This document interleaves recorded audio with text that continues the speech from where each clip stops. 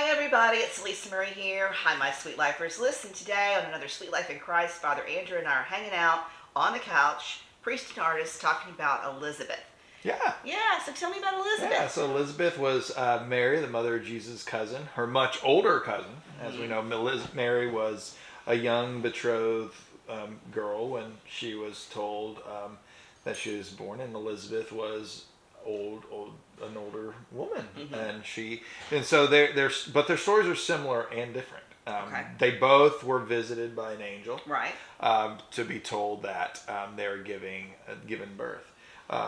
Really, is Zechariah who is visited, who is Elizabeth's husband. Right. Zechariah was a priest in the temple, so both Elizabeth and Zechariah were incredibly religious. They were incredibly faithful. Right. They trusted God and all that good stuff. Zechariah, again, was older, and Elizabeth was barren, and they thought they weren't going to have kids, and it just wasn't in the cards for them. Right. Whereas you have Mary, who was visited by the angel, who was young and had her whole life in front of her, and she knew she was going to have kids someday. But both doubted a little bit. Zechariah, we didn't really hear about Elizabeth, but we know she did trust God. But Right. Zechariah didn't, and it led him to be mute.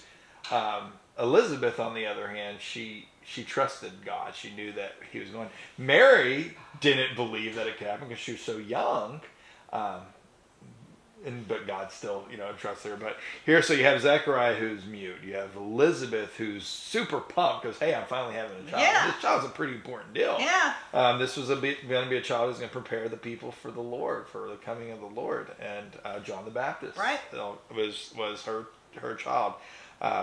First thing she did, or the first thing that happened when Mary found out she was pregnant with Jesus, was she went to go see Elizabeth. Mm-hmm. That was the first person she went to see, because this is an awesome thing. Yeah. I got to celebrate.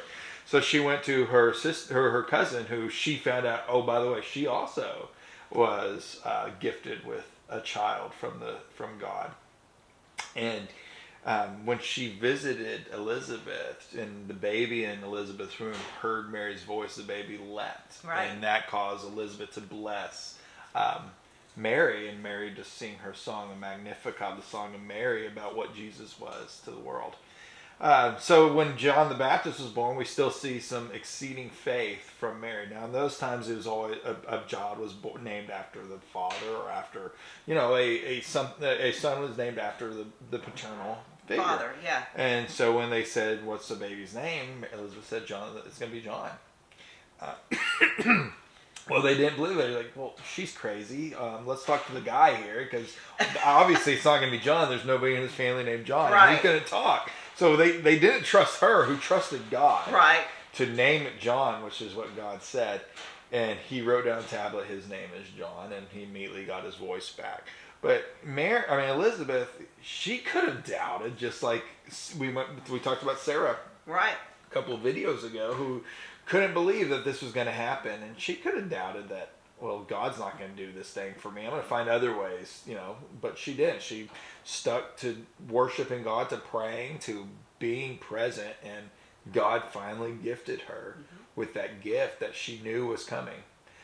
Though she may not have, she thought it probably wasn't, but deep down there, she trusted, and she trusted God so much that she gave him the name that, giving up the family name, the family name to follow God and what he did, and raised John to become the person that prepared the world for Jesus. Mm-hmm. So in Elizabeth, I find a exceedingly faithful woman whose faith far overshone the faith of her husband, who was the priest. Which is interesting, right there, just in and of itself. Yeah.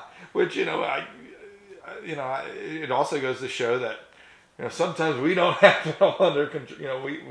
We need to be grounded too, and thank God for our spouses that help ground us too. But yeah, she trusted God even when God was taking his time. So it kind of goes back to that opposite of what we saw with Sarah. Right. She trusted. She did. That it was going to happen. She did, and I think that it's really awesome that she was in a position in the timing that she was pregnant and Mary was pregnant. Yeah. And I love the fact that there's this play between John the Baptist and there's Jesus Christ. Yeah, and there's this connection between Yeah.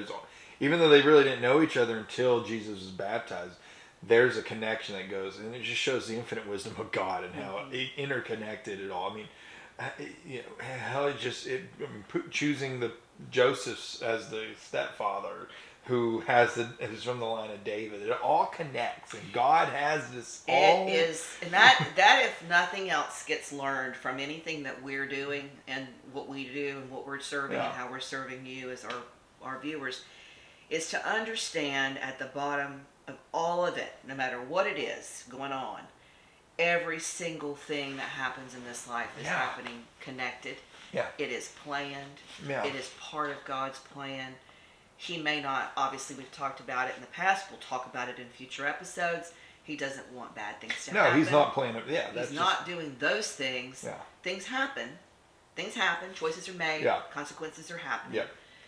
We have the ability as humans to do that. Yeah. But if you go zoom out and look down at the people in the Bible and understand how they are connected, it's the same if you zoom out and look at your own life and how people are connected. Yeah, it's and all part of God's really cosmic fantastic. plan.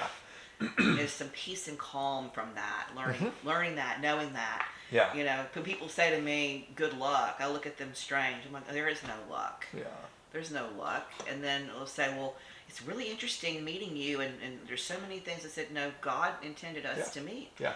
There's not one human being in this world that I have ever been connected to that was not planned for, whether to learn something from, teach something to, for a long time or a short time. And so it's really beautiful, I think, in studying Elizabeth, the connection there. Yeah, it's that God used her to affect Mary, to help Mary recognize the importance of the baby in her womb, to helping prepare John the Baptist for his son's entry in the world. Yeah, God, just the same way with God placing those people in each other's paths.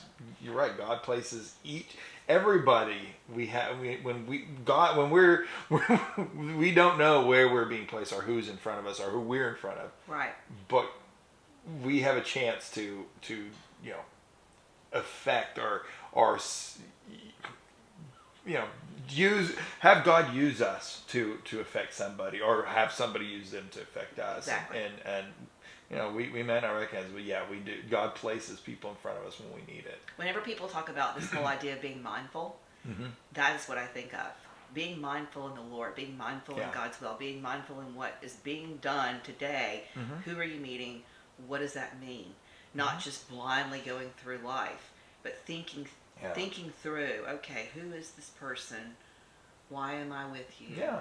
There's a reason why you're here. Yeah. Why I'm there. There's we're a benefit too. Yeah. To know God did this for a purpose. There's a plan, and it's going to be revealed. And it's pretty groovy too that she believed in such a strong way, and her hubby sure didn't. Yeah. And then he got a little bit of a punishment. Oh, yeah. But then he got fixed at the end of the day. He did. He still know? showed his faith. He still showed that he trusted God.